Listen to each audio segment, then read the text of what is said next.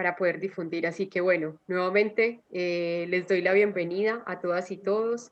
Agradezco mucho este espacio, la presencia de todos también, que nos acepte la invitación tanto Daisy, Raúl, el profesor Roberto. Y bueno, la idea de este espacio, como conversábamos un poco, surge de la urgencia de denunciar lo que está pasando en Colombia, de denunciar la muerte, la violencia y de expresar y darle un sí a la vida y un sí a la esperanza. Entonces, bueno, para dar inicio a este espacio, desde la Fundación Manfred Masdev, Cristian nos va a dar un pequeño saludo y ya pasamos a cómo va a ser la dinámica un poco del conversatorio. Lina, hola Daisy, Raúl, Roberto, a toda la gente que nos está escuchando, muchas gracias por este espacio, por esta posibilidad. En nombre de la Fundación Manfred Max Neff, para nosotros es súper importante por apoyar, compartir sobre lo que está sucediendo en Colombia. Sabemos el cariño recíproco que existía entre el pueblo colombiano y Manfred hacia el pueblo colombiano y colombiana. Entonces, desde allí nosotros nos sentimos un poco en la postura y en la posición de poder articular, de poder defender o poner en tela de juicio los crímenes económicos contra los seres humanos y no humanos, ¿ya? Una tarea que tenemos pendiente y que por ahí nos deja Manfred, y que esto en cierta medida no es algo nuevo. ¿Ya? De hecho, en el desarrollo a escala humana, la teoría probablemente más divulgada de la obra de Manfred, escrita en conjunto con Martín Oppenheim y con Antonio Elizalde, ya planteaban desde allí el nuevo orden mundial, ¿ya? Que sería lo que más o menos se trata y se instala a partir de la década de los años 80. ¿Ya?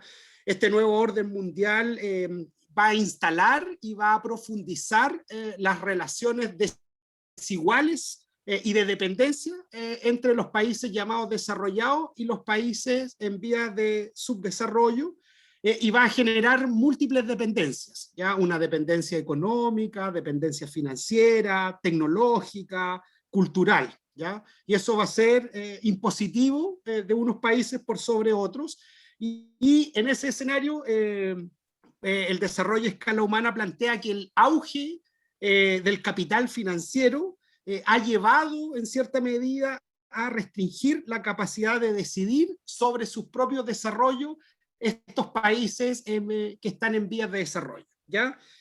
Y si uno a esto le coloca además las políticas de ajuste y de impuestos que tienen el FMI o el Banco Mundial, reflejan solo niveles de desigualdad aún más profundos, ¿ya? El FMI refleja el poder de la banca, de los bancos, de la banca privada internacional, y que es una banca que merma la soberanía de los países en vías de desarrollo. Es en ese escenario, ¿cierto?, que en una reforma tributaria impulsada por el gobierno de Duque, que pretendía recaudar 2% del PIB para pagar justamente su deuda al FMI y mantenerse libres de créditos, es que justamente estalla esta explosión, ¿cierto? Esto que está aconteciendo, y desde allí nosotros queremos también aprender, escuchar, conversar con ustedes, cómo lo están viviendo, tanto Raúl, Daisy, Roberto, que nos puedan contar un poco más de lo que está pasando hoy día en Colombia, por qué creen que están aconteciendo estas cosas, y desde ya quiero dejar un saludo a nombre de la Fundación, agradecer a nuestro bloque colombiano femenino de la Fundación Manfred Max Neff, a Lina, a Laura, a Ani, que son mujeres muy valientes, que se atreven también a organizar este tipo de actividades, desafían el patriarcado constantemente, y por eso para nosotros y nosotras en el equipo es un orgullo contar con este equipo y este bloque colombiano de la Fundación, como le denominamos. Así que muchas gracias por la posibilidad, a Ani, Laura, Lina, en nombre de la Fundación, a Raúl, a Daisy y a Roberto por este espacio, y a toda la gente que se está sumando y que va a poder compartir y opinar sus puntos de vista de lo que aquí está aconteciendo, y de todo podamos aprender, ¿cierto? Y podamos avanzar en una Latinoamérica más libre, por así decir, ¿ya? Muchas gracias. Muchas gracias. Gracias, Lina. Muchas gracias, Cristian. Y bueno, agradecemos que desde la Fundación podamos entretejernos y generar estos espacios de encuentro. Así que, sin más preámbulos, voy a pasar a presentar a nuestros invitados e invitadas. La idea es que cada uno va a tener 15 minutos para su intervención, contarnos un poco a partir del 28 de abril qué está pasando en Colombia, qué se está viviendo en las calles en Colombia, desde los diferentes espacios en que cada uno está, cómo ve y cómo percibe esta situación. Y posteriormente vamos a tener un espacio idealmente de 30 minutos para que podamos conversar e intercambiar ideas. Así que bueno, voy a partir por Daisy. Daisy Delgado es comunicadora social colombiana del colectivo Invisible por la Paz y Defendamos la Paz Internacional, capítulo Chile. Lleva 18 años viviendo en Chile. Nuestro segundo invitado es el profesor Roberto Ortegón Yáñez, colombiano, doctor en políticas públicas, expresidente del Consejo Nacional de Planeación de Colombia, profesor universitario y consultor en políticas públicas de la Unión Europea para América Latina. Y Raúl Montenegro, muy cercano a la fundación, es biólogo, ambientalista, activista argentino y premio Nobel alternativo. Actualmente está en Córdoba, Argentina. Bueno, para partir, solamente quisiera dar compartir un pequeño poema de Gabriel Jaime Franco para darle como inicio a este conversatorio. Alguien quiso hablarnos, decir cosas, poseer una voz y ya no está. No es que se haya ido, es solo que ya no está. Fueron por él una noche y ya no está. Quizás quiera hablarnos todavía. Quizás aún tenga deseos y ya no está. Pero algo se escucha todavía. Bueno, esto en honor a los que ya no están en este momento. Así que bueno, con eso quiero darle el espacio a Daisy para que partamos. Hola, buenos días y saludos a todas y a todos. Gracias por habernos invitado. Es muy bonito que se nos generen otros espacios también a los colombianos y colombianas que estamos en el exterior y también agradecer la oportunidad de contar cómo qué está pasando por allá, ¿no? Yo había entendido que iba a iniciar haciendo un contexto quizá de lo que estaba pasando, entonces sería como, bueno, y de ahí voy a pasar, ¿qué está pasando en Colombia? Pues todos sabemos que el pasado 28 de abril fue convocado un paro nacional indefinido que apuntaba a protestar contra la reforma tributaria que había impulsado el gobierno de Iván Duque. Dicha reforma no solo grababa la canasta familiar, sino que se pretendía que el 76% de lo recaudado iba a provenir de personas naturales. Esta propuesta además en un contexto de pandemia, en donde tanto la pobreza como la miseria se han incrementado y la llamada clase media también está en una situación complicadísima, mucha cesantía, el tema de la vivienda y todo lo conexo que ha traído la pandemia, pues no solamente en Colombia, sino en el mundo. Entonces, proponer una reforma tributaria y sobre todo con el contenido tan duro es algo muy miserable realmente. Y en días previos al paro, hubo desafortunadas intervenciones de los distintos personeros del gobierno y del propio ministro de Hacienda que mostraron como la desconexión una vez más que había entre estos personeros y la ciudadanía, sin ni siquiera saber, por ejemplo, el valor de los huevos, como que eso también fue un tema muy sonado. ¿Y qué pasó entonces? Pues el paro tuvo una adhesión importantísima. Colombia, nosotros allá en Colombia reconocido como son las marchas de las centrales obreras y del mundo sindical, laboral. Pero este paro en particular tuvo, en medio de la pandemia y de las restricciones, una adhesión muy importante en todo Colombia y en muchísimas ciudades del mundo, donde colombianos y colombianas nos hicimos presentes para esta protesta. Incluso sectores que no son de la población, que no son de la oposición, sino que es posible que hayan votado por el actual gobierno, también mucha de esta gente se hizo presente. Ya hubo un antecedente de paro el 21 de noviembre del 2019, donde también hubo mucha participación, pero este paro se da en contexto de pandemia.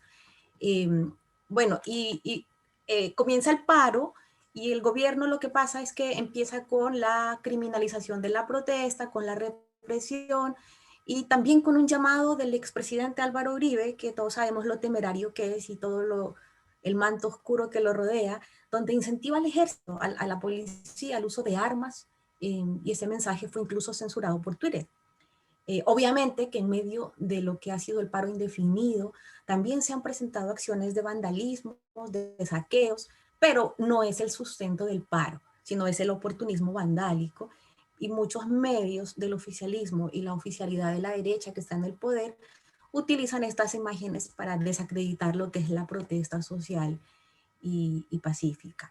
Pasados estos días, una cantidad de detenidos, de la represión brutal policial, un número de muertos que, o sea, hace tiempo no pasaba esto así de esta manera.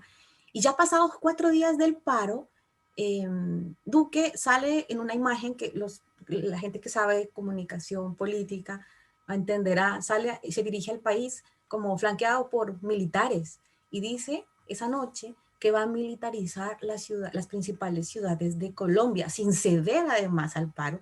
Y eso en un país de Colombia donde la violencia ha sido como el eje estructural, o sea, el tema estructural, histórico, y el tema de lo que pasa es uno, pero la violencia que la hemos vivido, y sale el presidente a anunciar la militarización, eso fue un acto también miserable.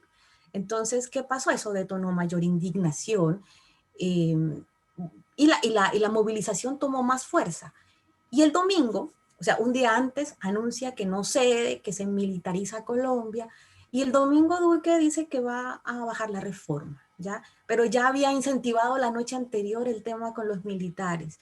Finalmente el lunes el ministro de Hacienda renuncia, obviamente ese era el costo político de haber tenido, o sea, era la consecuencia lógica que se fuera, ya era algo esperable. Pero ya Duque había perdido todo.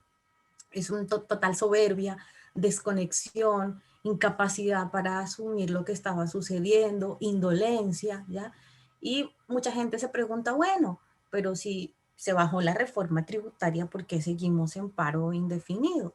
O sea, lo que hizo al cuarto día de incentivar como el tema militar, ahí no para con que se baje la reforma, sino que pasa que la protesta siguió con mucho más fuerza, porque además había que reaccionar contra la acción brutal que se estaba presentando por las fuerzas, por la policía. Hay muchas imágenes de disparos, de golpes, de muertos, de desaparecidos incluso, ya que se están documentando. Y pues además de eso se suman, como ya Duque había perdido, se suman otras demandas históricas, como la reforma a la salud que se ha ido presentada, pero que tampoco resuelve problemas estructurales de la atención oportuna, de la calidad de los pacientes, de las condiciones para los trabajadores de la salud. También se suma la protesta ante el manejo de lo que ha sido la pandemia y obviamente todas las demandas históricas que hemos tenido a nivel de derechos sociales, de educación, bienestar. Entonces, como que a manera de conclusión, para terminar la parte de contexto, que era lo que yo pensaba aportar ahora, es que Duque, o sea, todo lo que está pasando hoy en día es responsabilidad del gobierno. ¿Por qué?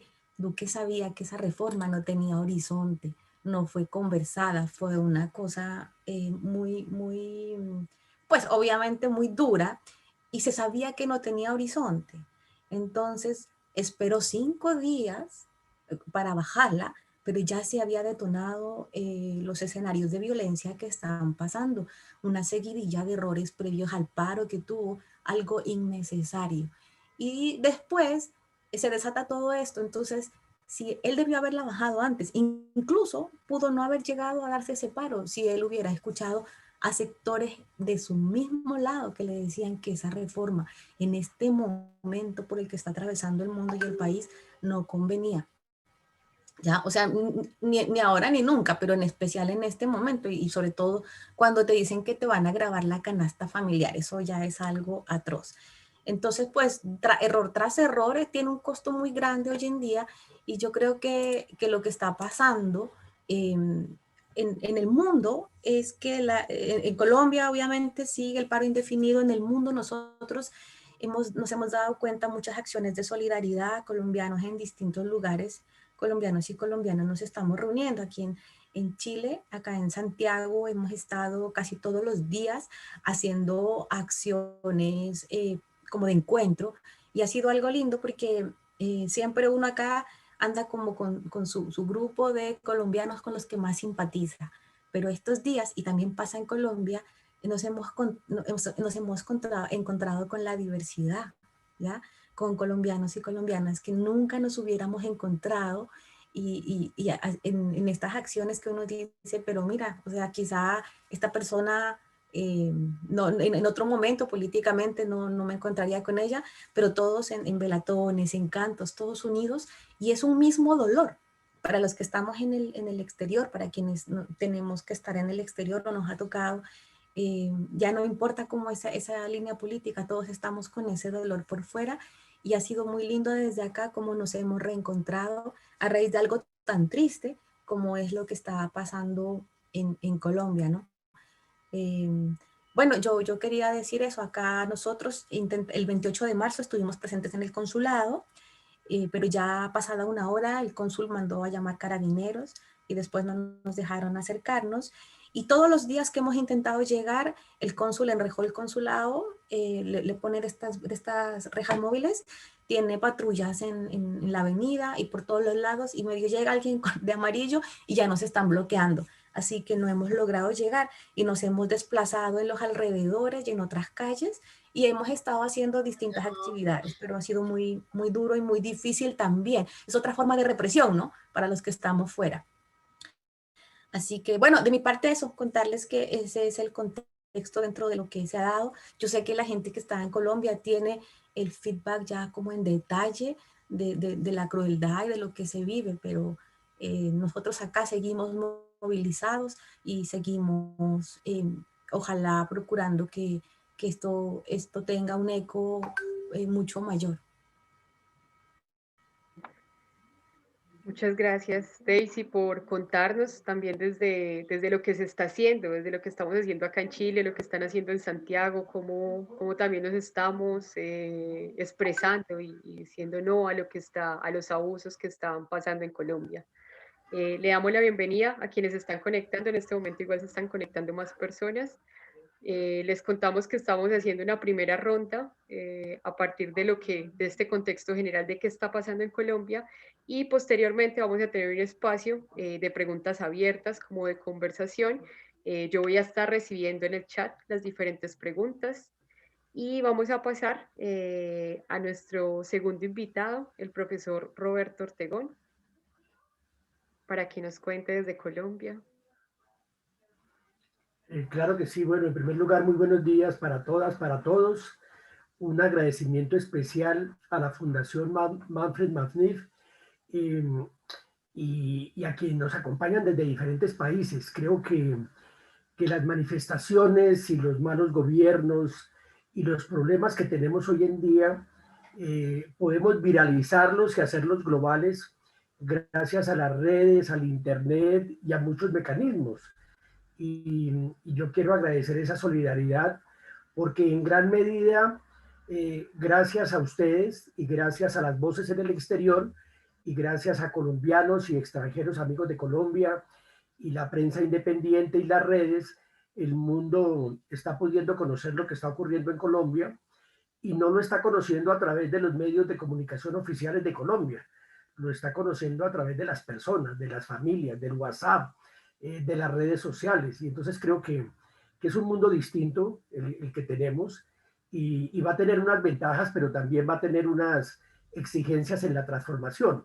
Yo quisiera comentarles para complementar lo que mi compañera Daisy muy juiciosamente ha documentado, que si bien el paro fue llamado para el 28 del mes de abril, ya el sentimiento de malestar desde el año 2019 se había expresado en las marchas de ese año, de finales de ese año, y hay que recordar que habíamos programado para comenzar el año 2020 continuar con esas marchas en el mes de marzo,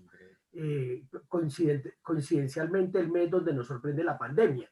Entonces teníamos una especie de olla de presión, la situación ya era bastante mala con el gobierno, había adelantado el gobierno 2 reformas tributarias, favoreciendo especialmente al sector financiero y grabando a las clases medias y bajas en esos momentos. Promesas de campaña del presidente de la República actual que no iba a aumentar impuestos, pues obviamente quedaron desdibujadas en los primeros días de su gobierno, que no iba a ser fracking, y la verdad es que en manera descarada empezaron a otorgar licencias para el fracking en Colombia, intentar cambiar también la legislación para que eso ocurriera, una deforestación de la Amazonía y de muchos sectores del país. Todo esto ocurrió antes de noviembre del 2019 y ya por eso quiero contar el malestar. La minería entregada a las multinacionales con los daños enormes al medio ambiente, a la contaminación de los ríos, al tema del agua con el fracking, etcétera. Y algo que también ya era muy molesto en Colombia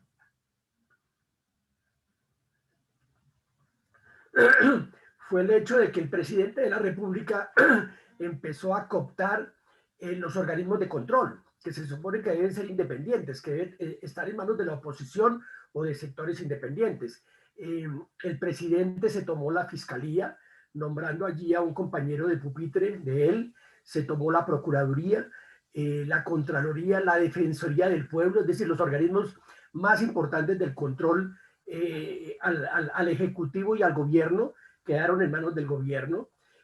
También, digamos, desde el comienzo del Gobierno hubo mucho malestar ciudadano porque miembros del Partido Centro Democrático, comenzando por el expresidente Álvaro Uribe, habían amenazado con hacer trizas los acuerdos de paz, es decir, con no validar los acuerdos de paz que permitieron la desmovilización de las FARC, de un grupo muy amplio de las FARC, o algunos de ellos tenían desconfianza, y es lo que hoy en día denominamos las disidencias, tenían desconfianza de que el gobierno cumpliera o no cumpliera con esos acuerdos, y pusieron como objetivo político y militar acabar con la Justicia Especial de Paz, con la JEP.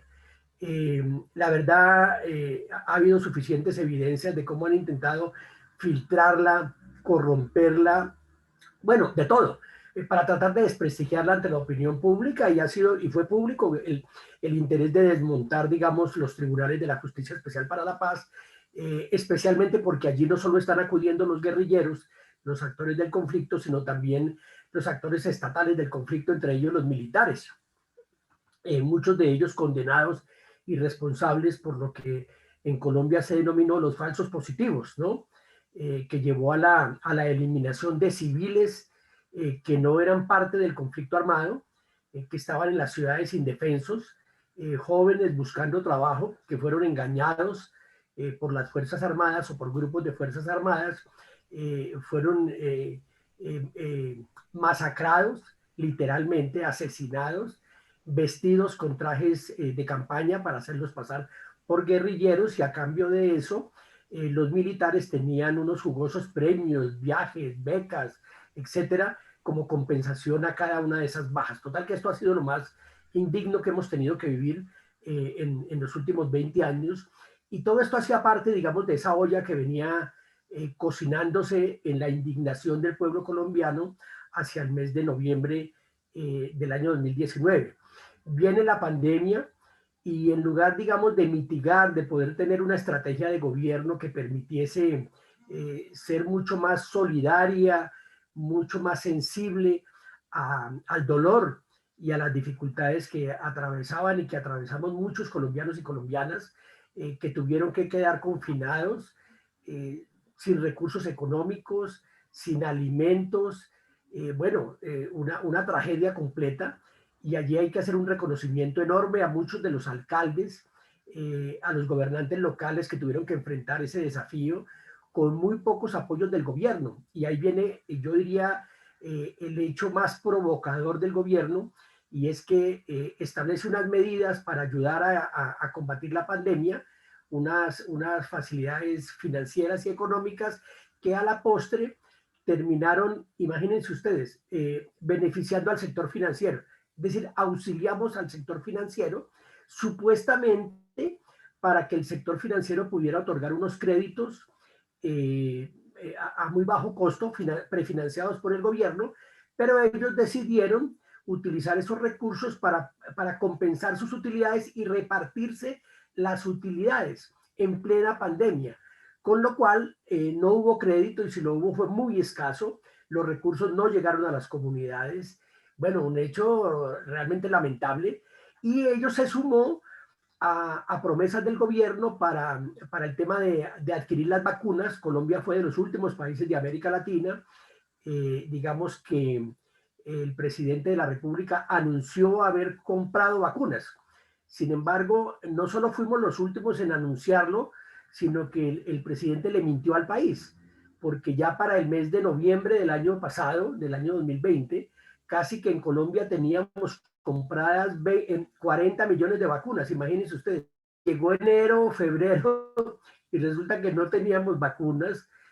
Tuvimos que acudir a la China para comprar vacunas en la China y tratar de someternos un poco a las negociaciones con las farmacéuticas, Pfizer y demás. Hay que recordar que Colombia votó en la OMC en contra de la liberación de la propiedad intelectual de las vacunas, que es un tema que ustedes saben que está en este momento en la agenda internacional propuesto por el presidente Biden. Pues Colombia votó en contra. O sea, Colombia, que no produce vacunas, Colombia que no había podido obtener las vacunas, y el gobierno nacional votó en contra en la comunidad internacional, a citación que hizo en ese momento la Organización Mundial de la Salud. Total, que todo este malestar que quiero comentar, pues ya venía siendo muy molesto, creando mucha indignación, como una especie de olla de presión.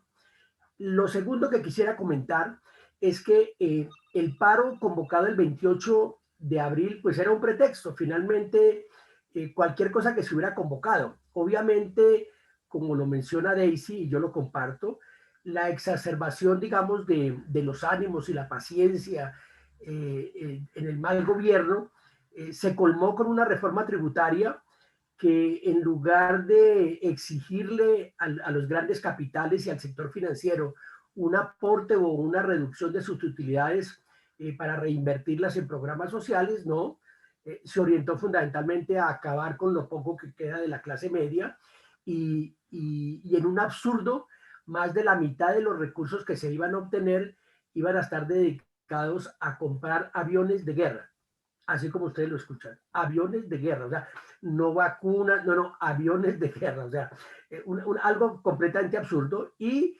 el tema del paro, como ha quedado evidenciado, pues era un pretexto, porque finalmente lo que tenemos es unas protestas sociales, unas movilizaciones sociales pacíficas, enormemente pacíficas. Hoy tenemos evidencia de que han sido infiltradas por organismos de seguridad, por la policía, por el mismo ejército, que se han disfrazado de civiles para hacer atentados, para hacer vándalos ellos mismos, y justificar con ello la intromisión de la policía y del ejército.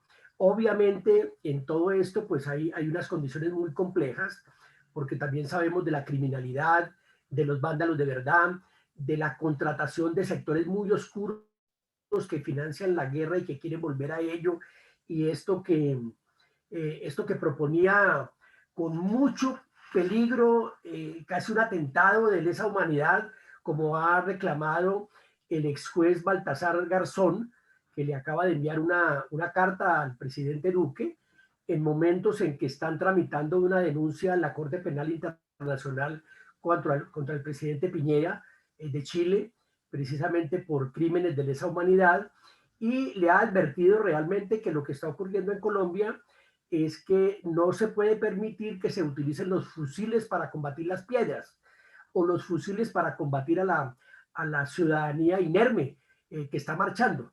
Y yo en eso quisiera terminar esta primera parte con lo siguiente.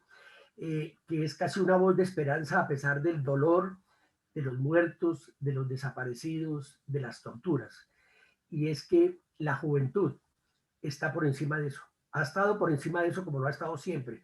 Pero esta juventud de ahora, que está conectada con el mundo, que está conectada en las redes, que se documenta, que estudia, que es alegre, que se manifiesta, que protesta, es realmente una voz de esperanza y de resistencia de Colombia para que logremos el cambio. Y ese cambio es muy importante, la presencia de la comunidad internacional y obviamente de organizaciones y personas que en el mundo puedan acompañarnos en esta lucha y en esta reflexión.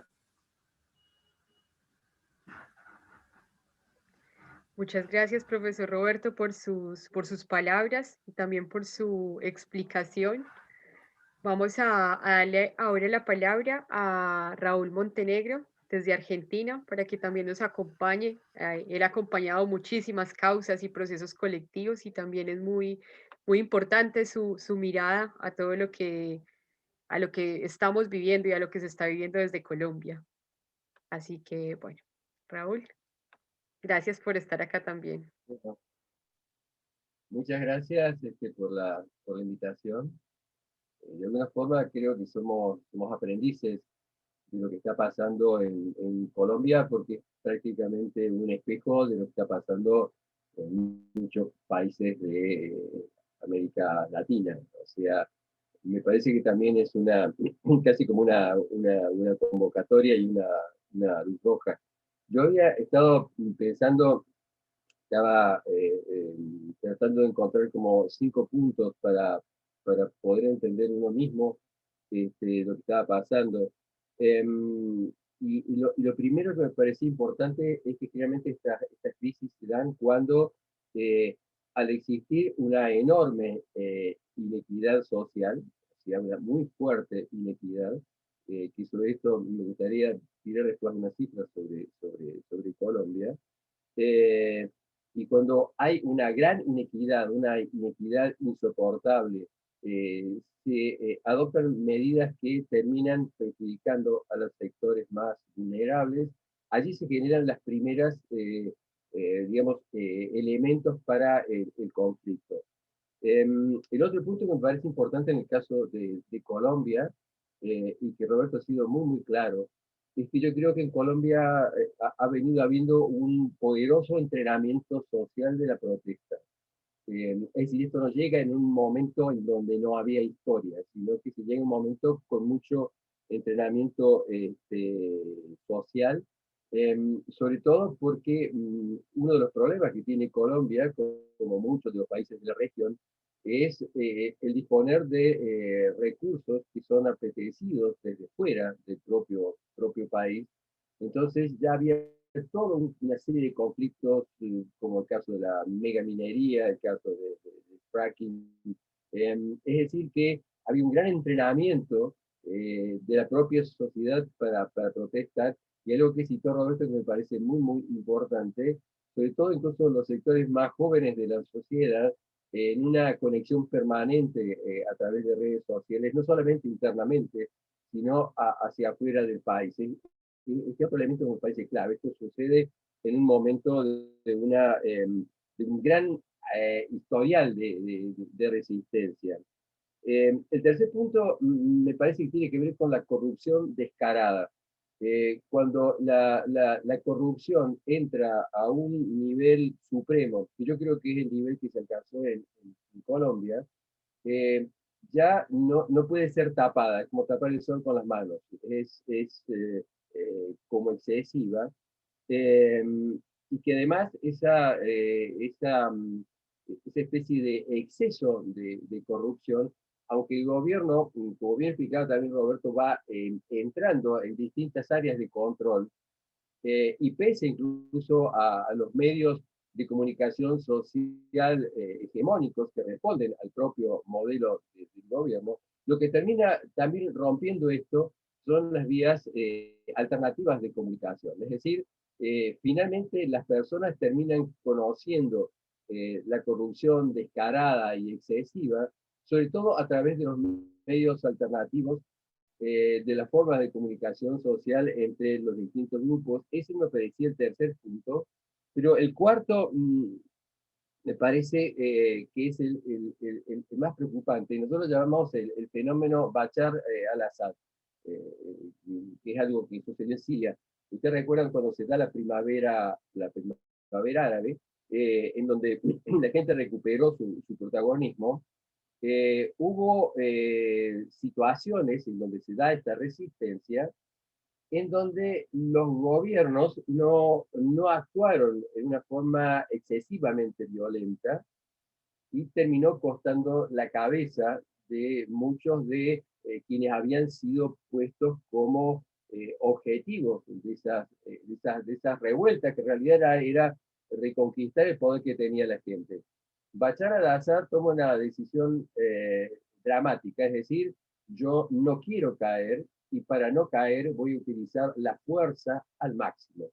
Es decir, frente a procesos de resistencia social, quienes toman las decisiones deciden acudir a la máxima violencia para mantenerse al poder. Este fenómeno que nosotros decimos de Bashar al-Assad, creo que está delatado por las medidas que toma Iván Duque. Y creo que, y acá esto me parece importante destacarlo, de dos fenómenos que se dan en Colombia, y quería mencionar algunas cifras. Y es que en Colombia los grupos especializados de represión no solamente se consolidan, sino que pasan a ser equipados con una altísima sofisticación. O sea que se da una situación que a mí me parece muy dramática en Colombia. Colombia es uno de los países con mayor inequidad de todo el planeta. Es el país con mayor inequidad de toda América Latina. Esos datos del 2020. Pero a su vez, a nivel internacional, Colombia está en el lugar número 7 en cuanto a inequidad. Recordemos que Brasil está en el lugar número 8, que Chile está en el lugar número 14. Es decir, la inequidad que se registra en Colombia y una inequidad que se ve hasta territorialmente es de una magnitud que no se ve en otros países. Esto me parece que hay que tenerlo muy presente. Ser el país con mayor inequidad de América Latina es una carga pesada. Pero hay algo que me parece mucho más escandaloso, que ha sido rozado por Roberto con el tema de los aviones. Colombia es el país, junto a Brasil, que más gasta en armamentos en toda la región. Por ejemplo, para el año 2019, Brasil estaba gastando más de 28.000 millones de dólares en armamento. ¿Quién le seguía en gastos en armas? Colombia. Colombia estaba en el orden de más de prácticamente 11.000 millones de dólares, y seguidos en tercer lugar, que, oh sorpresa, por Chile. Chile con más de 5.500 millones de dólares. ¿Qué quiero decir con esto? No solamente es el escándalo de ser el país con mayor inequidad y al mismo tiempo ser los países que más gastan en armamento, pero hay una relación muy estrecha, y acudo a lo del fenómeno Bashar al-Assad.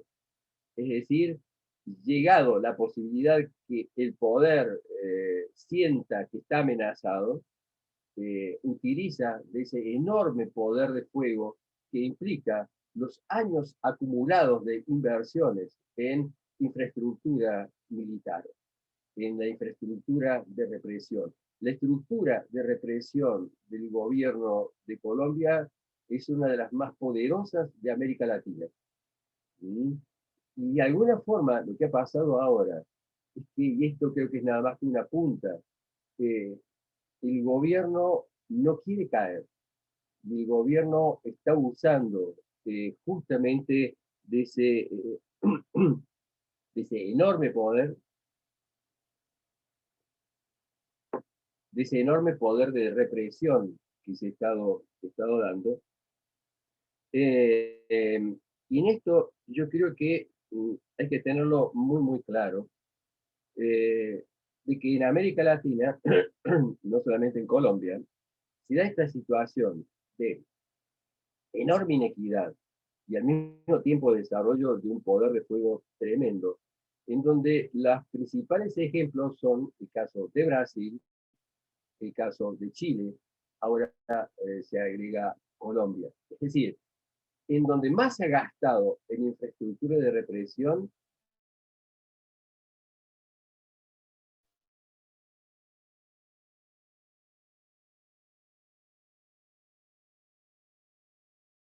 inequidad.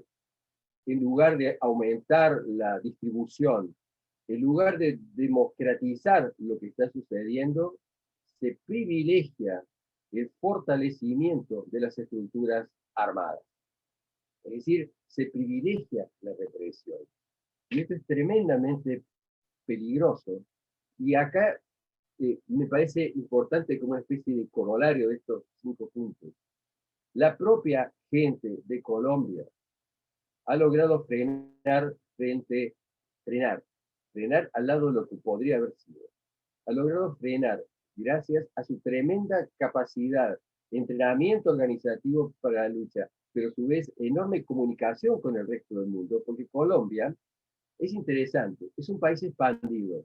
Los países no son solamente el país. Colombia, a través de colombianas y colombianos, ha generado pequeñas Colombias en prácticamente muchísimos países del mundo. Un ejemplo es lo que contaba justamente Daisy. Entonces, ¿para qué sirvió todo esto? Y yo creo que no fue planteado para esto. Se transformó en un seguro de vida. El principal seguro de vida que de alguna forma está teniendo todo este proceso es esta Colombia expandida que ha permitido mostrarle al mundo lo que está pasando en Colombia. El pequeño video tomado en una cámara de foto pasado a colombianas y colombianos localizados en París, en Berlín, de pronto en Santa Fe, como una foto que recibíamos hace poco acá en Argentina, termina mostrándole al mundo. Y yo creo que ese mecanismo de autodefensa ha es permitido y esperemos que continúe, evitando que el gobierno pueda utilizar todo el gigantesco poder de fuego que tiene. O sea, el poder de fuego que tiene Colombia comparado con otros países es inmenso, como lo tiene Brasil. Y por último, esta tragedia de que nosotros llamamos como el principio del dictador, es decir, cuando tienen mucho poder personas incapaces, personas insensibles y personas que están asociadas con los sectores externos. Y digo tragedia porque al final del tiempo, mucha de la gente que votó a estos personajes termina muriendo por culpa de esos personajes. Como ha pasado, por ejemplo, con Bolsonaro en Brasil, como ha pasado con Piñera. Y de hecho, y esto me parece como una especie de símbolo, y justamente, insisto, en los lugares con mayor inequidad se desarrollan las mayores capacidades militares y es en donde se ha reprimido más cruelmente. Es decir, cuando apenas se...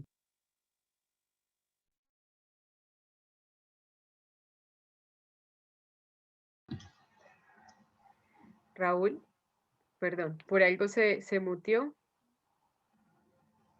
Raúl nos escucha.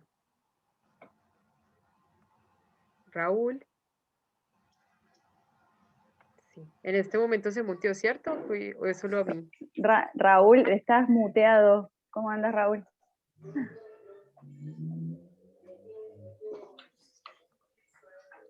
Tenés apagado el micrófono, Raúl. No sé por qué se apagó.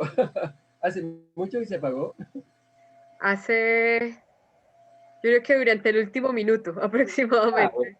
De todos modos, lo que decía, yo creo que estuvo ya dicho, solamente quería decir de que de alguna forma lo que había sucedido en Chile termina de alguna forma reproduciéndose en Colombia. Es decir, la enorme inequidad, la generación de un enorme aparato de represión con enormes inversiones en sectores militares, y que gracias a esta Colombia expandida, Colombia, las pequeñas Colombias que hay en cada lugar, eso ha sido como una salvaguarda, y yo creo que ha impedido que la crueldad, la incapacidad y la violencia de Iván Duque pudiera ir más allá.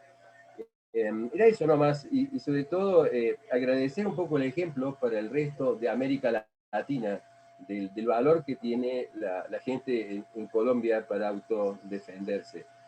Y solo deseo, y lo deseo por el bien de Colombia y por el bien de todas nuestras regiones, que realmente personajes como Duque pueda caer de esas alturas de poder que lamentablemente terminan haciéndose sobre la muerte de la gente, ¿no? Y eso, nada más, y sentirme tremendamente feliz de poder aprender lo que estoy aprendiendo hoy acá. Muchísimas gracias, Raúl, y muchas gracias a los tres. Sabemos que esta pregunta es muy amplia. Hablar de qué pasa en Colombia es algo demasiado complejo, pero hay una situación de mucha urgencia, y ahí voy a tomar un poco las últimas palabras de Raúl. En este momento en las calles en Colombia hay una situación de urgencia, de violencia, de mucha urgencia, y me gustaría dejar esta pregunta abierta a los tres. ¿Cómo abordar, cómo apoyar esta situación de censura que vive el país? ¿Cómo se puede apoyar desde afuera, desde adentro, para exigir precisamente que cese la violencia y que se genere una instancia de diálogo? ¿Cómo frenar esta urgencia?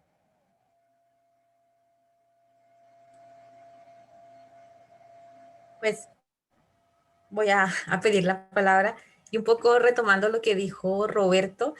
En el mundo entero antes había una excusa siempre en los medios convencionales, ¿no? Sobre el conflicto, y es que la derecha y el mundo más extremista siempre le echaban la culpa a las FARC, ¿no? Antes era, si veían los medios de comunicación, decían, es que uno viaja por algún país, la FARC, y había como un imaginario siempre, sí, muy poca, o sea, hay personas que sí son instruidas y que saben en qué consiste o consistía el conflicto, y había pasado, y mucha gente lo comenta, nosotros desde Defendamos la Paz Internacional, que promovemos mucho el que se cumplan los acuerdos de paz, ¿no? De lo que ya explicó Roberto. Antes era como que la violencia era asociada al conflicto, pero lo que pasó es que estaba invisibilizada por esas noticias, porque esta violencia estructural siempre ha existido, como lo explicó aquí mi compatriota. Entonces, hoy en día, como ya no puedes echarle la culpa a esto, y si bien hay nuevos escenarios de violencia, em, el tema es que ahora se está viendo como el enemigo, la protesta como tal, ¿ya? Y eso, en Colombia siempre se ha protestado. Yo no sé, yo creo que Roberto debe tener como más historia de, las protestas en Colombia fueron duras. De hecho, tristemente Colombia creo que tiene el índice más alto de sindicalistas asesinados, por ejemplo, ¿ya? Eso es como una actividad de alto riesgo en Colombia. Y hoy en día lo que está pasando es que como no está esta otra noticia, hoy en día afortunadamente se hace visible, ¿ya? Y entonces yo creo que cómo podemos ayudar los que estamos en el exterior, visibilizando, exigiendo, buscando alianzas.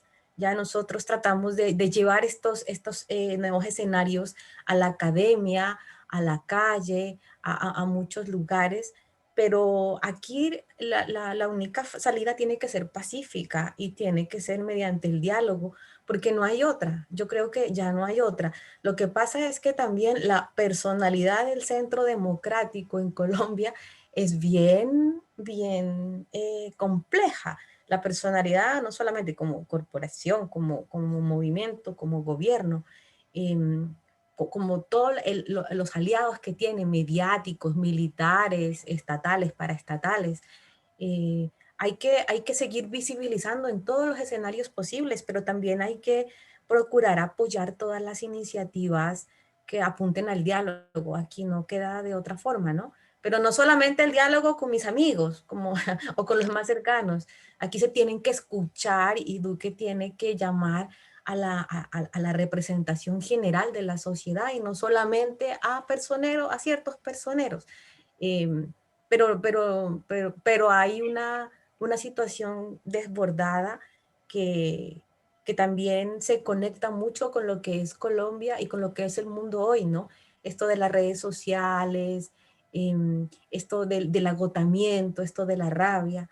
Entonces, a mi modo de ver, pues los que estamos en el exterior, seguir visibilizando, haciendo acciones, pero también ojalá poder apoyar acciones de diálogo reales con el común de los representantes de la sociedad y no solamente con ciertos sectores, porque esto tiene que tener una salida pacífica. Está difícil, pero yo creo que por allá se apunta a apoyar eso. No sé, Roberto, ¿tú Bueno, qué mira, opinas? sí, mira, la pregunta es pertinente.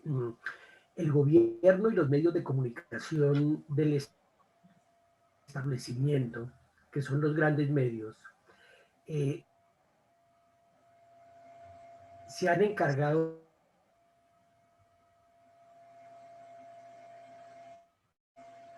de, de armar una narrativa de que las protestas todas son más del 90%, más del 99% de las marchas y de las protestas que ocurren de día y de noche en todos los rincones de Colombia son pacíficas y que tienen otro elemento que sí es muy notorio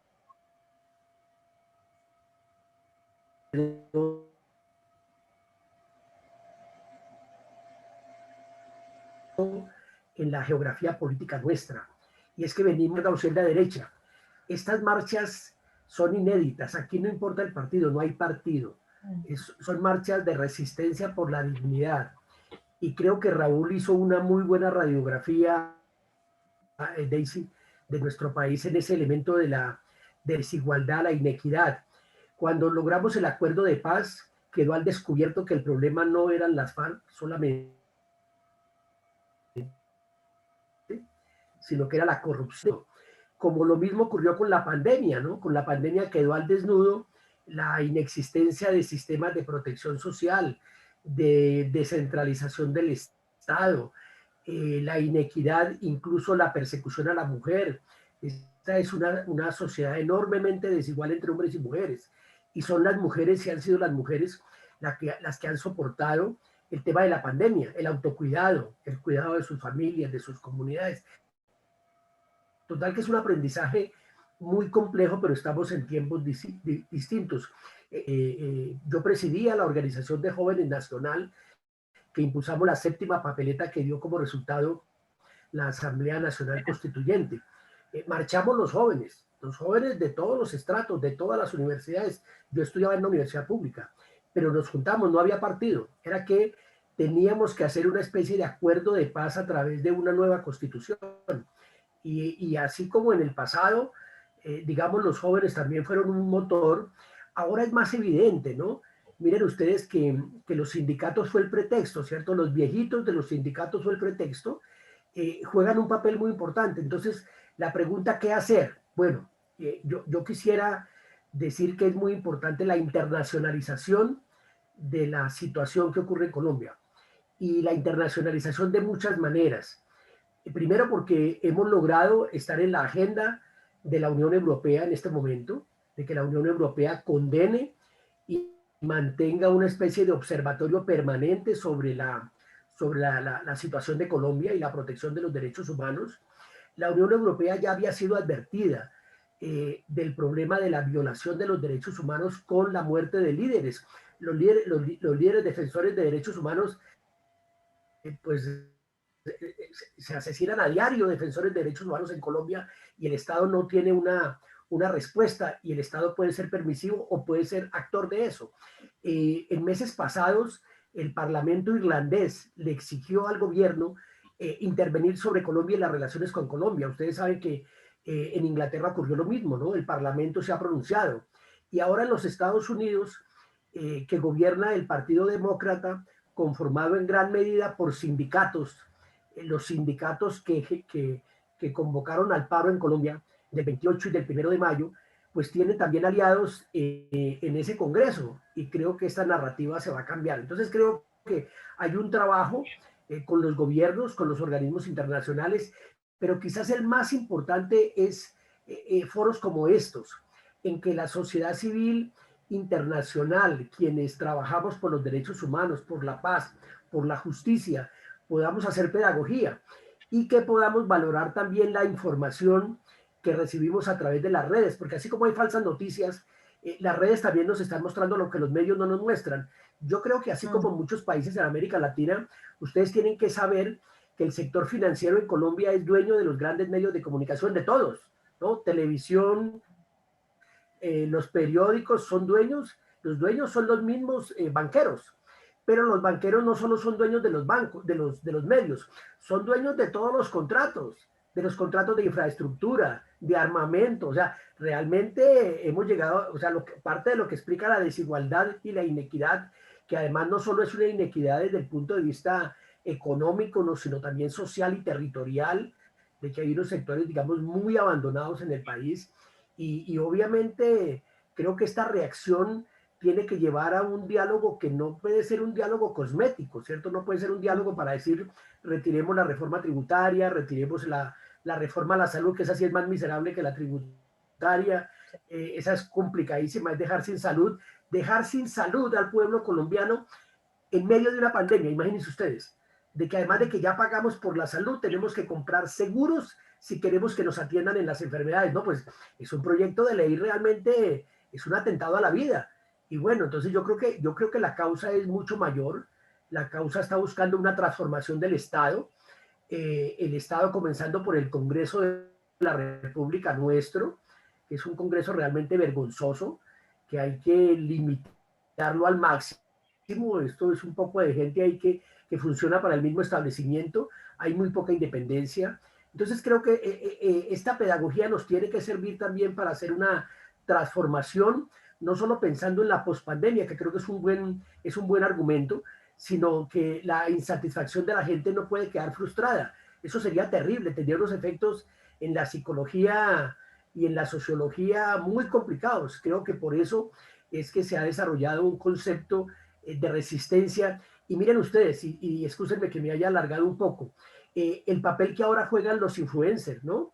El que un influencer dé cuenta de lo que está ocurriendo en Colombia y de lo que están haciendo los jóvenes y los manifestantes, influencers que tienen como Kardashian más de 60 millones de seguidores, o como Shakira, ¿no? Que han reaccionado, y uno creería que eso no era importante antes, ¿no? Pero los jóvenes conectan muy rápido, están conectando con el mundo, y yo por eso yo soy muy optimista en esas tres dimensiones, en la comunidad internacional, en los defensores y líderes sociales que tenemos en América Latina y en el mundo, y tercero, en la relación de esos jóvenes con el mundo a través de las redes y a través de una nueva narrativa que nos permita reconstruir, si se quiere, o transformar de mejor manera el Estado y la sociedad en la cual vivimos. Muchas gracias, muchas gracias por esta gran mirada.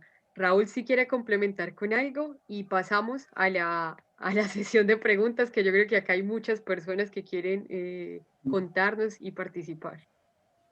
Sí, yo coincido plenamente que creo que el mecanismo más fuerte que está actuando es la internacionalización. De hecho, estos días hemos estado nosotros de lo pequeño que podemos hacer, incluso movilizando a los premios Nobel alternativos de distintos países, a los propios colleges, en donde están también muchos de los premios Nobel alternativos.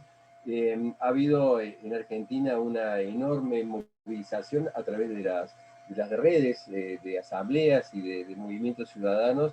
Me parece que esa es una herramienta poderosísima, no solamente como para hacerle conocer a través de las embajadas, de los consulados y del propio gobierno de Colombia, pero me parece también muy importante de que hacia afuera pueda verse, por ejemplo, elementos como el que marcábamos recién, como el país que tiene mayor inequidad de toda la región y una de las mayores inequidades a nivel mundial, es también uno de los países que más consume en armamento.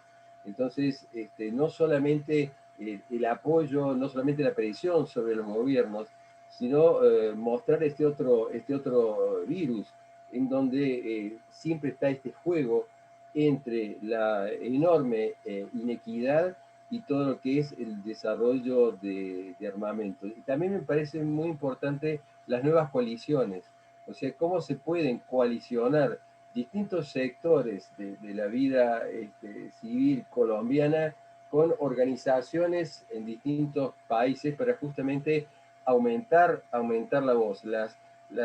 Todas las redes sociales, Twitter, Facebook, WhatsApp, todos los sistemas actuales disponibles terminan teniendo un enorme peso si se logran hacer estas coaliciones, en donde sí o sí tiene que haber una parte en la propia Colombia y una parte fuera de la propia Colombia.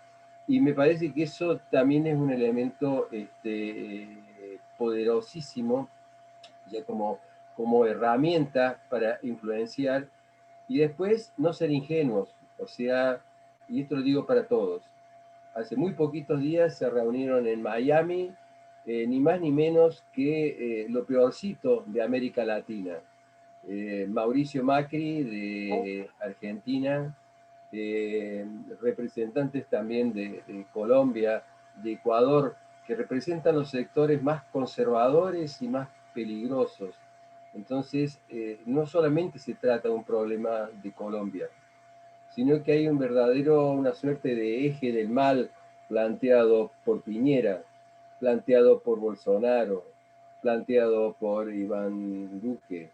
Entonces, lo de Colombia es un anticipo, una muestra de esta otra especie de América Latina recostada poderosamente en la derecha, en la apertura hacia las grandes corporaciones para hacer megaminería, fracking, para exportar commodities.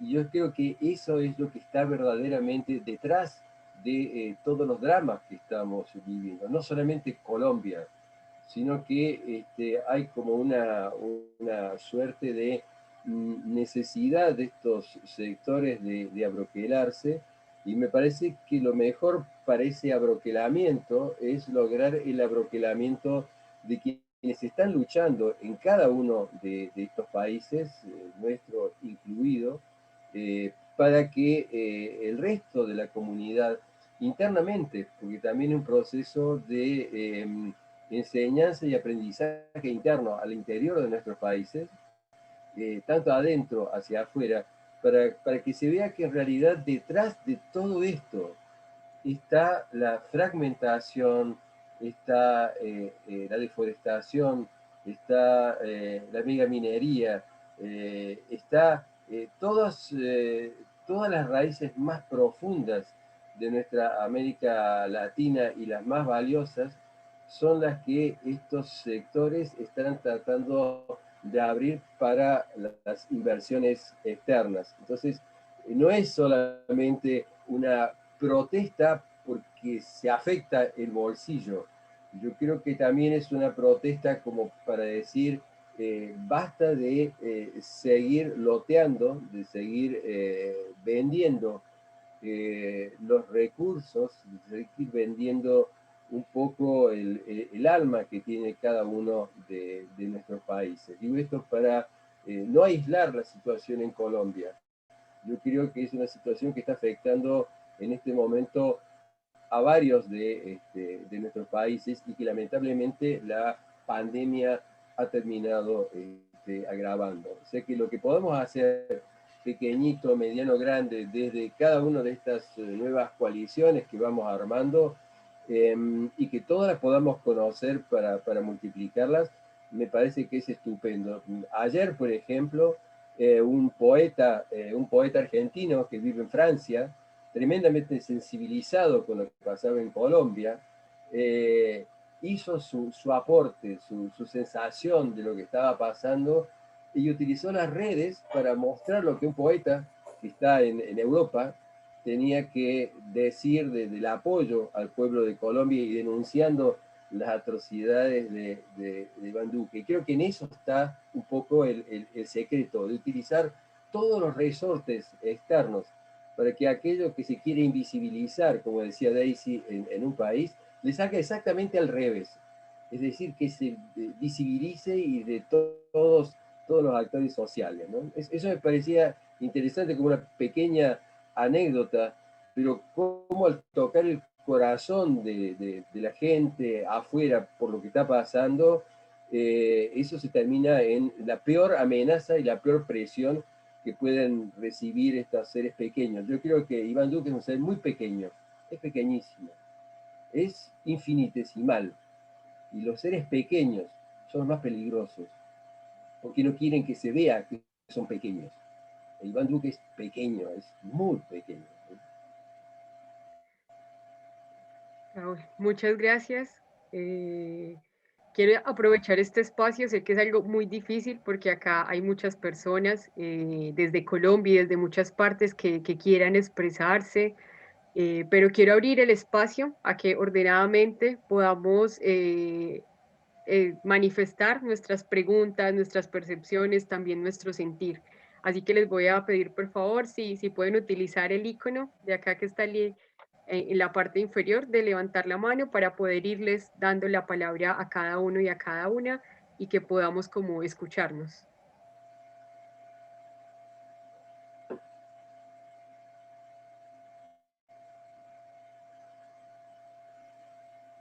Por acá sí. Laura.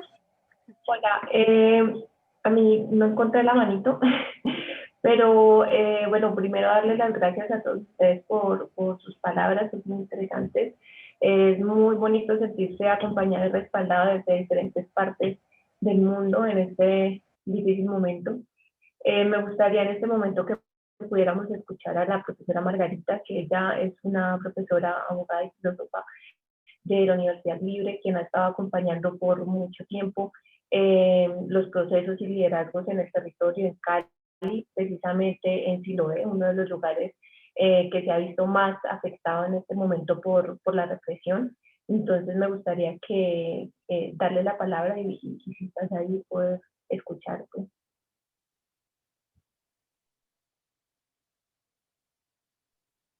Porfa, Margarita. Gracias. Hola, muy buenos días. Yo también comenzaría por expresarles mi gratitud por estos espacios de solidaridad. Yo creo que lo que hoy Colombia necesita es que el mundo entero exprese su solidaridad y dé a conocer lo que está pasando, básicamente porque no hay ninguna expresión clara en las autoridades del gobierno nacional de un diálogo sincero y honesto, porque un presidente que en la mañana anuncia diálogo y en la tarde llena las calles de armas, de aparato militar, de tanquetas, porque la proporción entre un joven con una piedra y un pedacito de hierro intentando cubrir su cuerpo y una tanqueta es a todas luces desmedida.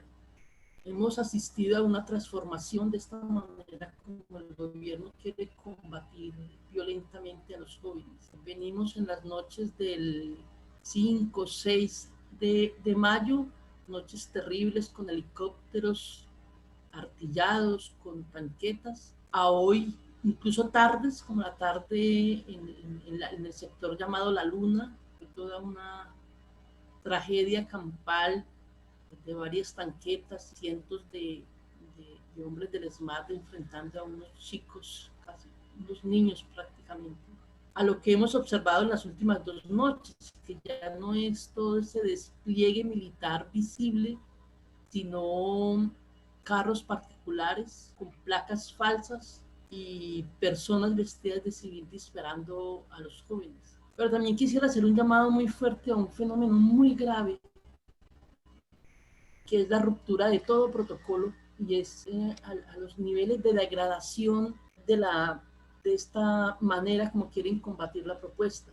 Y es que en la noche de ayer la subsecretaria de Derechos Humanos hizo un recorrido por puntos donde está ubicada la misión médica, denunciando cómo se está atacando a tiros las misiones médicas.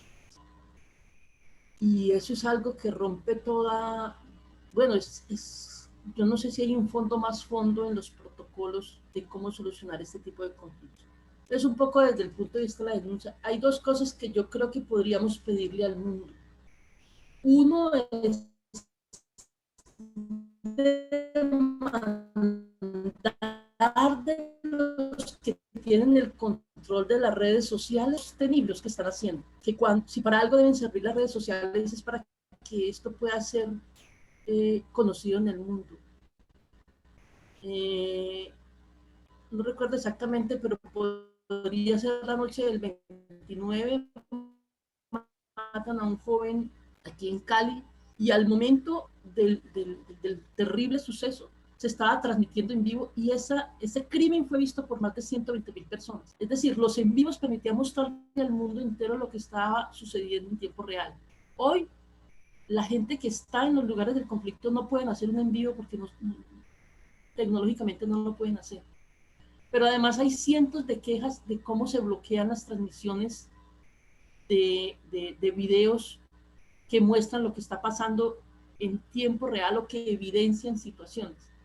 Entonces, yo quisiera hacerle un llamado, y ojalá esto llegue muy lejos, a personas que sepan de tecnología, que le puedan hacer videos corticos para que los muchachos rápidamente hagan algo que puedan hacer con sus dispositivos electrónicos, que puedan neutralizar esos controles. Pero además también un llamado que otra presión que tiene que hacer el mundo entero a los dueños de las redes sociales es que no puede ser que en momentos cuando más se les necesite, las bloqueen. Y una tercera cosa que quisiera decir es que lo que está sucediendo solo no se va a solucionar en el mediano plazo, pero solo se le da una salida negociada si en primer lugar se pactan normas claras de respeto a las formas de solucionar estos conflictos. Este es un conflicto que, como bien decía Roberto, el profesor Roberto, data, uno diría 20 años, otros dirían 200 años. Yo creo que hoy más que nunca, ha sucedido muchas veces, pero hoy más que nunca, la clase política y la clase empresarial están notificadas, que no pueden simplemente tener un congreso que ellos controlan para legislar para ellos. Si uno lee la reforma, el texto de la reforma tributaria o el texto de la reforma a la salud, son textos que muestran cómo está, en primer lugar, reducen la democracia al voto. Y una vez que la democracia está reducida al voto, solamente aquellos que están en el Congreso deciden, pero ¿para quién deciden? Entonces, yo creo que si hay algo súper fundamental en este momento es esa notificación que los jóvenes, pero también la sociedad en general, los adultos, las madres, todos, esa solidaridad infinita que los chicos están encontrando en los puntos de bloqueo, la sociedad le está notificando ya que la democracia es otra. La democracia no es el voto y un congreso que legisla para los que quieran. Entonces, creo que hay que reclamarle fuertemente al Estado colombiano un diálogo honesto y sincero. ¿Qué diálogo es lo que observamos ayer? Ayer fue una cosa quijotesca. En esa invitación al diálogo del presidente, y en la primera hora llega la coalición de la esperanza, nada que ver con el paro. A media mañana llega, no recuerdo ahora quién, y en la tarde llegan unos exgobernadores y exalcaldes, nada que ver con el paro. Para hoy, con el ponente, con el partido oponente de la reforma a la salud, el Cambio Radical.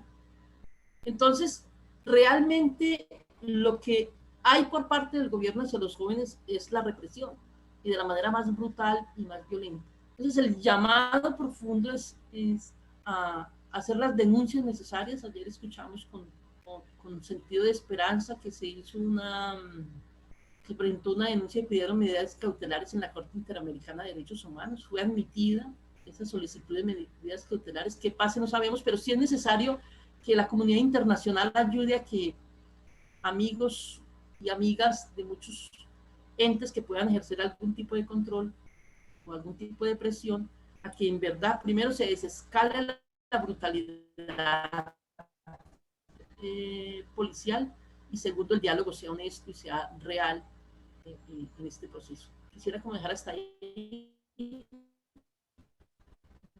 reiterando la gratitud por la solidaridad internacional.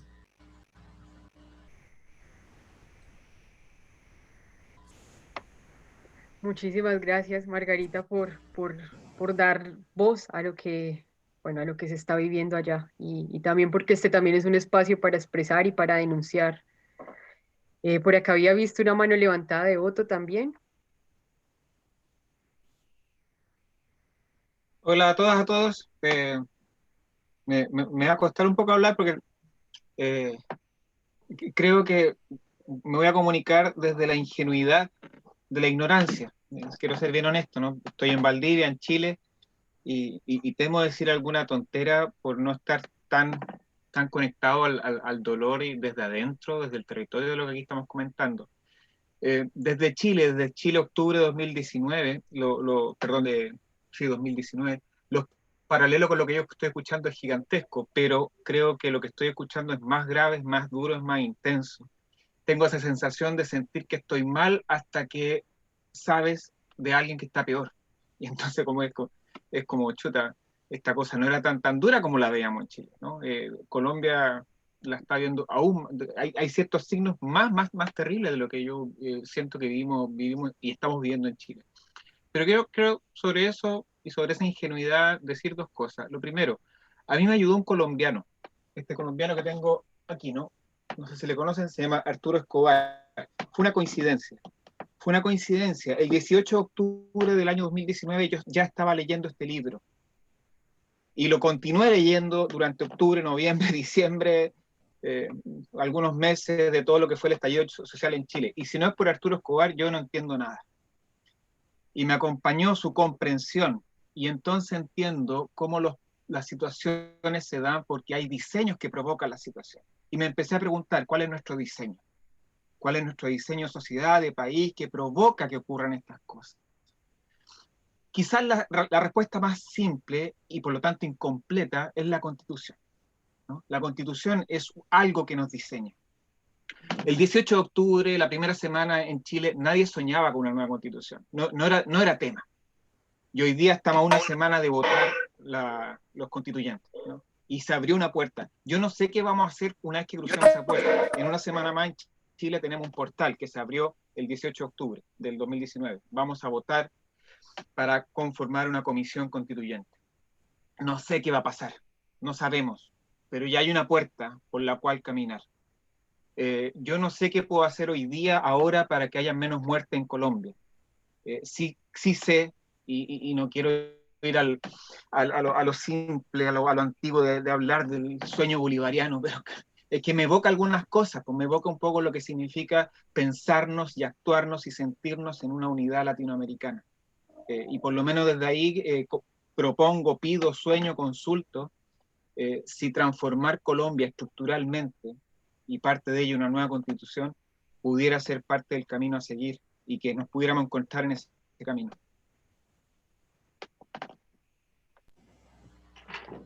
Bueno, muchas gracias, Otto. Si alguien más, bueno, por acá veo dos manitos levantadas de Ani y de Apoyo Mutuo. También les voy a pedir que sean breves para poder dar el espacio si alguien más desde Colombia quiere hacer alguna pregunta o alguna intervención. Así que bueno, primero Ani. Sí. Bueno, agradecer al profesor Roberto, a Raúl, por estar siempre disponible, a Daisy. ¿Dónde está la mano en esto? Por ahí hay un audio abierto. Bueno, un poco mi reflexión iba un poco también a invitar a preguntarnos acerca de la construcción, de esa construcción bajo un imaginario colectivo de lo que significa el vándalo. Hoy en día todas las noticias están polarizadas, señalándose en unas a otras de quién está haciendo qué, donde vemos medios de comunicación de la extrema derecha que acusa a que son jóvenes armados quienes están entrando a disparar a los cuerpos policiales, donde hay una polarización, donde no hay una lectura realista de que hay un sector de más de un 50% de la población que vive bajo... No, yo no veo la mano. Ahí, Carlos Alberto, ¿puedo apagar el micrófono? Ah, ahí. Sí, bueno, lo es que que estaba está pidiendo diciendo... la palabra ya después de Ani, es otro profesor que nos está acompañando desde Colombia, entonces después de Ani le damos también la palabra. Ya, es que se escucha mucho ruido. Bueno, el caso, como lo que estaba diciendo, que hay un porcentaje, más de la mitad del porcentaje de la población de Colombia vive por menos de 600.000 pesos al mes. Eso es a día de hoy casi como un insulto e indigno para muchas de las personas. Entonces, sobre todo, y bueno, y también como señalar la importancia de ese porcentaje de personas que habitan en el campo y que a día de hoy sufren las consecuencias del glifosato que daña los campos, que parte de las cosechas son dañadas, de la tierra que se vuelve árida como consecuencia de monocultivos, de latifundios. Entonces, como también hacer ese llamado del salir de ese imaginario colectivo de quién es el vándalo y realmente reconstruir con una mirada de cuál es el real problema, o sea, qué está ocurriendo con la gente que nos alimenta, qué está ocurriendo con la violencia estructural. Entonces, como que por ahí va un poco la reflexión que quería compartir. Muchas gracias, Ani. El profesor Carlos Alberto. Bueno, buenos días, muchas gracias y agradecimiento profundo desde Colombia por este espacio que ha abierto la Fundación Manfred Machner. A propósito, mi gran amigo Manfred. Porque la situación en Colombia hoy es tremendamente crítica. Hay escenarios que empiezan a generar mucha incertidumbre, posibles escenarios. Golpe de Estado, estado de conmoción, violación extrema de los derechos humanos, etcétera. Todo eso nos puede pasar. Por eso es importante la mirada desde los países vecinos, amigos y hermanos, que tengan una influencia y un poder para que nos ayuden en este momento de dificultad en Colombia. Esto es histórico y es coyuntural. Es una acumulación de indignación, es una acumulación de tragedias, es una acumulación de violencias desatadas desde los grandes poderes por la apropiación de la tierra, por la apropiación del territorio y de sus riquezas, y por el sacrificio de los bienes públicos y de los recursos comunes en favor de las grandes corporaciones. Esto tiene que ver mucho más allá con lo geopolítico y lo geoeconómico también. Y aquí se están jugando cosas tan fuertes como Venezuela en frontera, sus recursos en petróleo, sus recursos en oro. Y esa, digamos, concepción de nuestros gobernantes totalmente de entrega a las grandes corporaciones transnacionales. En ese plano también hay que mirar esto, pero este es un levantamiento popular por la indignación, por el sufrimiento, por el desplazamiento forzado, obligado por la búsqueda permanente por la apropiación de la tierra. Censo Agropecuario 2014 nos muestra indicadores que son totalmente desfavorables, digamos, a los intereses de la construcción de un verdadero Estado y de una verdadera nación. Yo quiero robarles 2 minutos más, si ustedes me permiten leer algo que escribí ayer y que de pronto puede reflejar un poco esto que nos está pasando hoy. No sé si tengo ese tiempo. ¿Sí? Sí, vamos con él. Ok.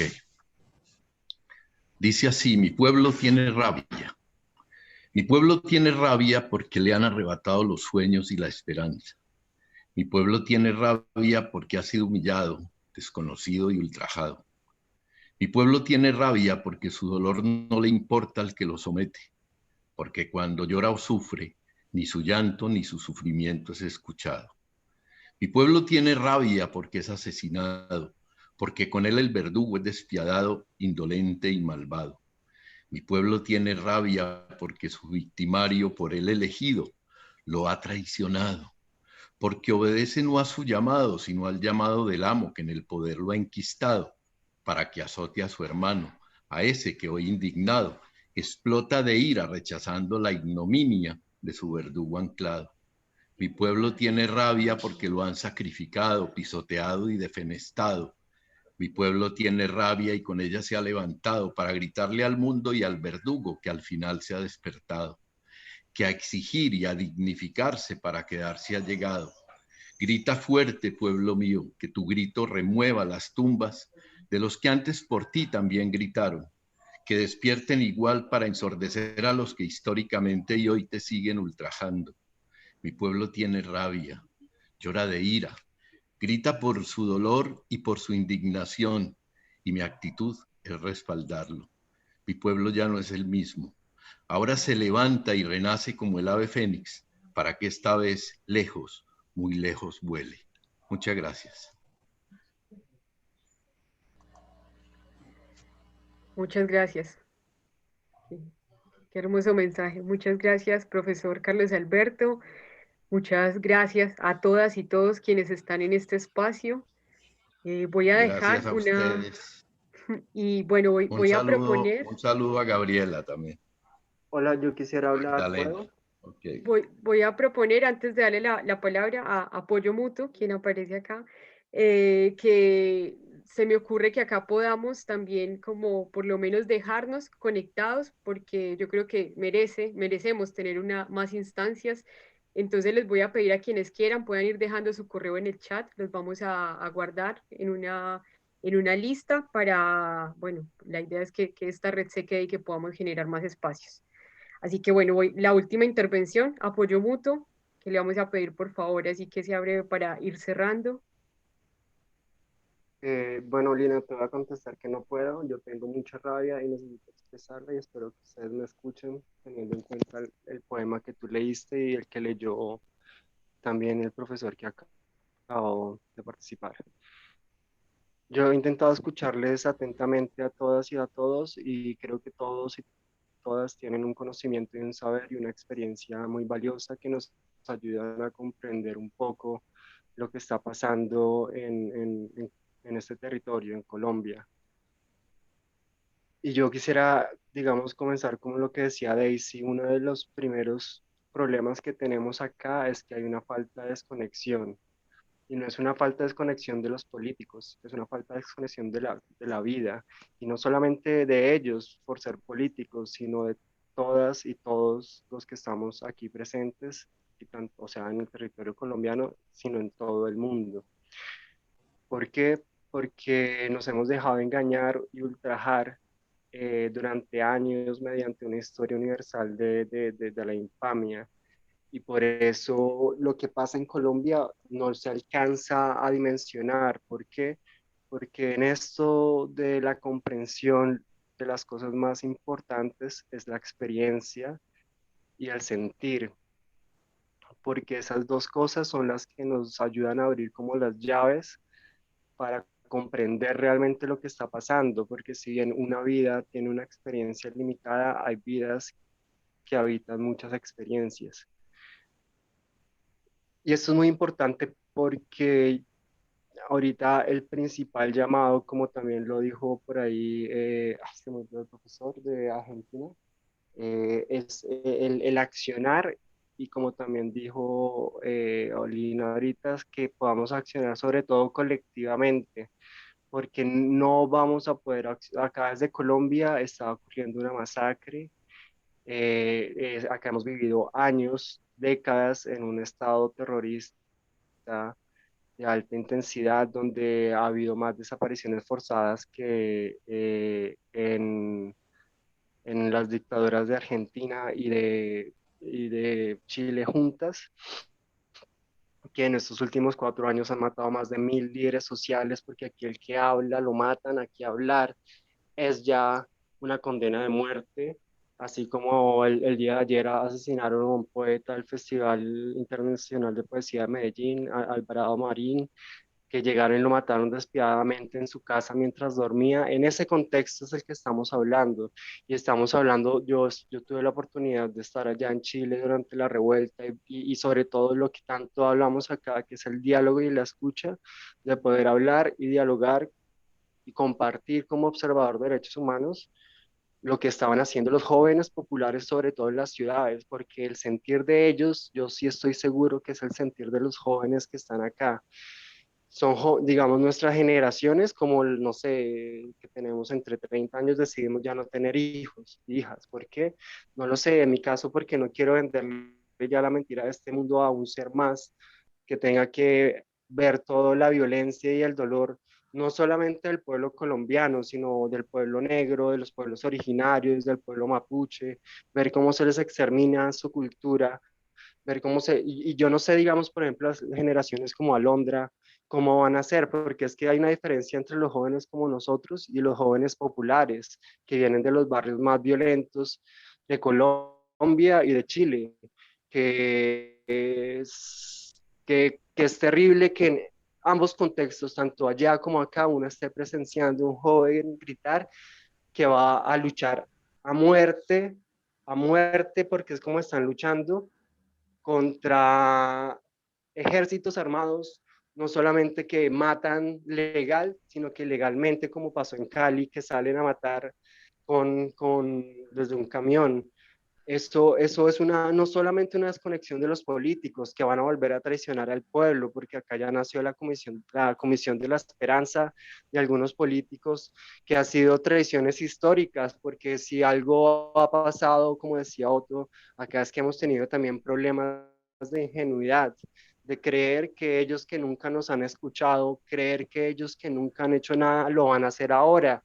Y por eso la frase que solamente el pueblo salva al pueblo, pero en este contexto donde la tecnificación ha sido tanto que ni nos cuestionamos cómo planteamos una conversación o si estamos repitiendo un formato de una facultad de periodismo, creo que hay mucho riesgo, hay como decían anteriormente, estamos en una condición de alerta máxima, yo me siento así por lo que he compartido con las comunidades indígenas acá, con los del movimiento social, entender las diferencias de lo que le toca vivir a un activista, por decirlo aquí en Colombia, o más bien un líder social, y tener que vivirlo allá en Chile, son contextos totalmente diferentes. Si a muchos se le acerca la violencia que recibe el pueblo colombiano acá, la que recibe el pueblo mapuche allá, porque es que la violencia también está delimitada y territorializada como las zonas de sacrificio. Y por eso, también para no extenderme más y para dejar en claro que acá no solamente el pueblo salva al pueblo, sino que los pueblos salvan a los pueblos.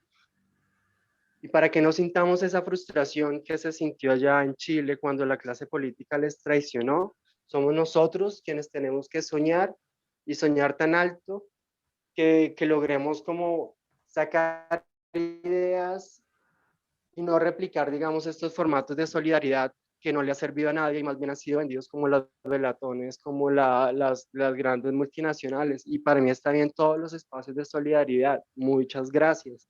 Se los agradezco, pero estamos en una situación de riesgo vital y sobre todo no las, o sea, los jóvenes populares da tristeza porque ellos ya no tienen ninguna esperanza. Pero igual también hay muchas comunidades que están en riesgo, sobre todo de pueblos originarios acá, que Colombia ante todo es un país diverso y lleno de valor cultural, valor simbólico, valor para una vida diferente, para un pensar distinto, para poder soñar distinto, por lo menos colectivamente, y no soñar solamente con sueños individuales o con nuestras angustias por no pagar algo.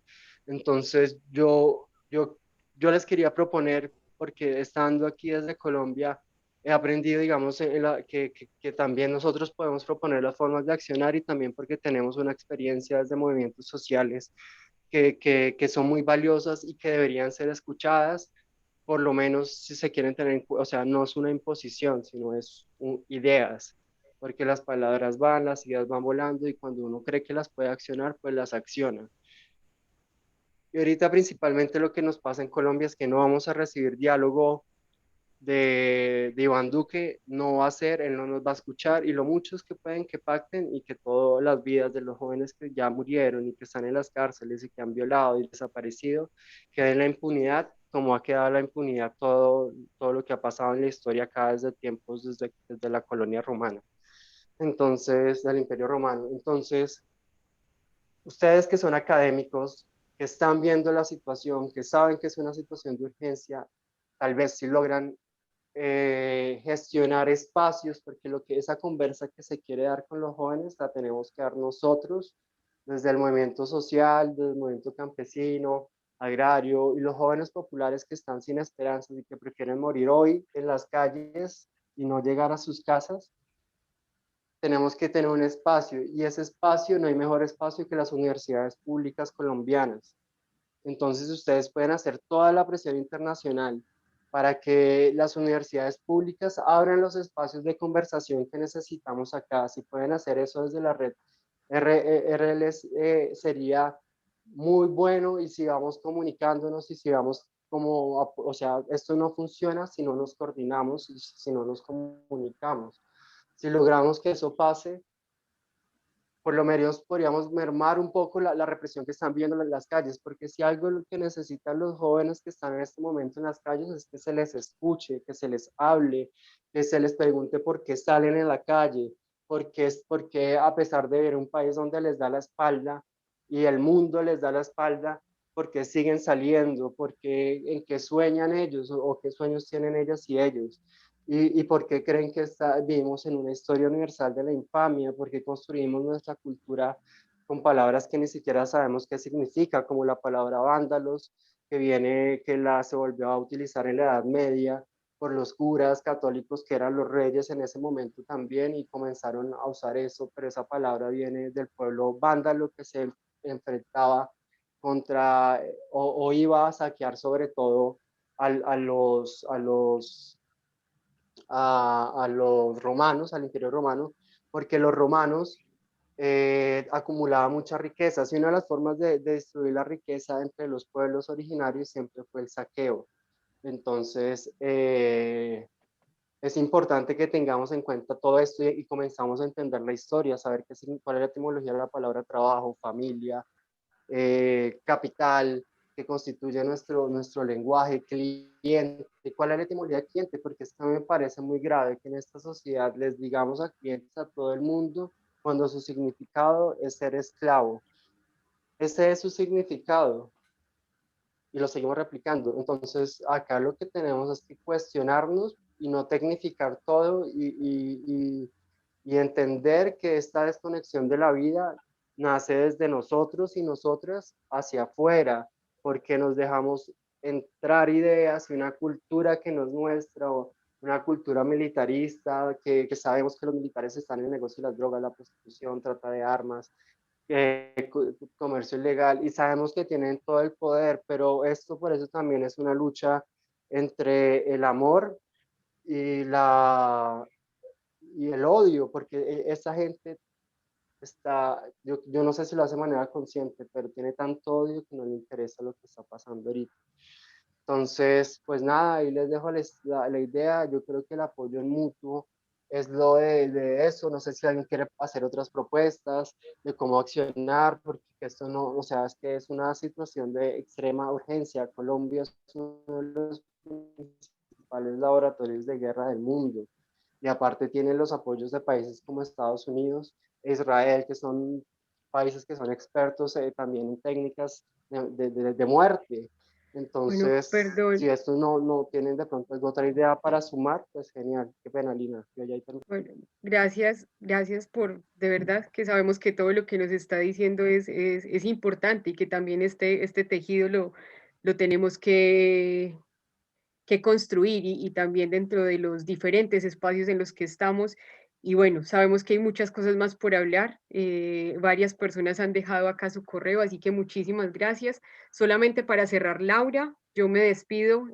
Laura también nos va a dar así como la última intervención. Muchas gracias a todas y a todos por acompañarnos en este espacio.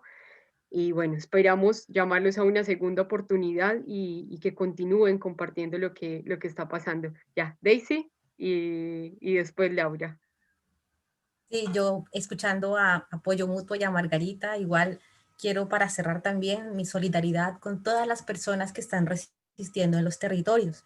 Como hablaba antes de iniciar el conversatorio, a veces también me da cierto pudor, cierta vergüenza, porque uno habla desde lejos, ¿ya? Así que yo trabajé muchos años en comunidades en Colombia, mis últimos años en el Caquetá, en el Amazonas, en el Putumayo.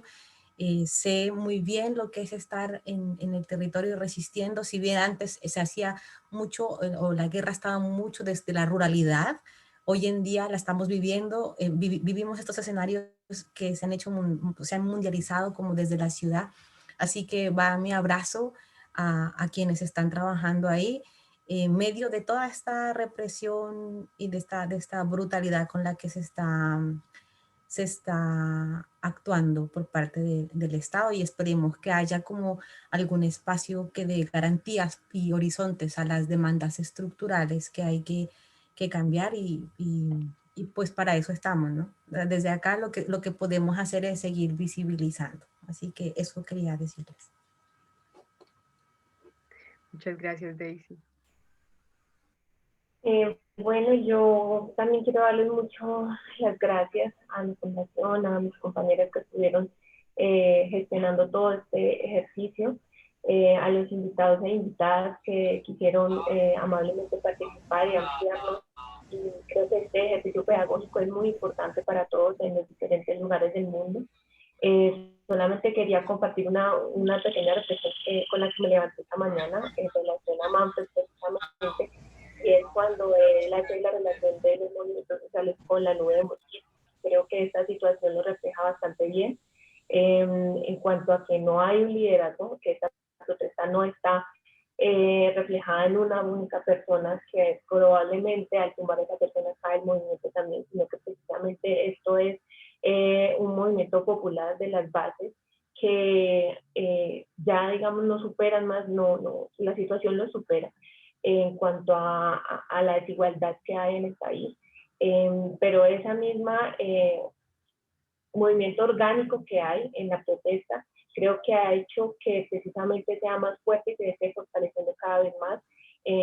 Acá en Cali, por ejemplo, en los puntos de concentración, afortunadamente ya se están articulando también, se están adaptando, y creo que es muy valioso reflexionar sobre las nuevas formas de poder de una manera distribuida en la base social, y eso creo que es muy importante reconocer eso como en los contextos actuales de cómo se va mutando, ¿no? También la forma de procesar. Entonces, nuevamente, muchas gracias a todas las invitados, a todas las personas que amablemente se interesaron en estar a este conversatorio, y próximamente seguramente vamos a tener más espacios, más invitados para escuchar y compartir estos sentires y saber.